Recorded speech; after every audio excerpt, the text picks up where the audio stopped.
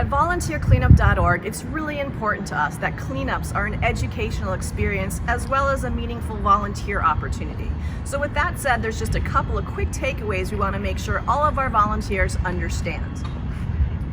By and large, the things that we tend to find on cleanups and in the ocean are the single-use plastics that we use every single day, the plastic bags, the straws, the bottles, the cutlery. So it really does begin with us and our choices.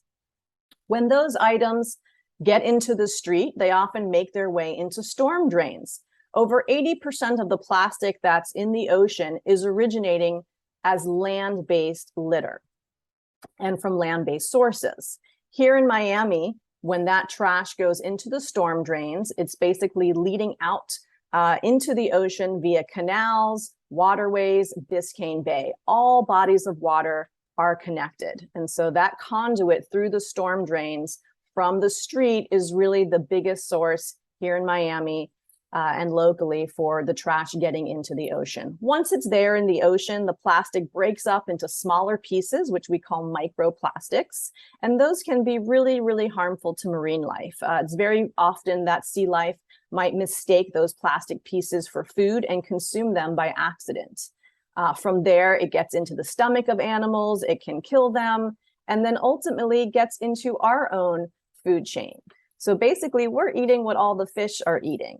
And so that can have lots of consequences for human health, as well as our tourist economy.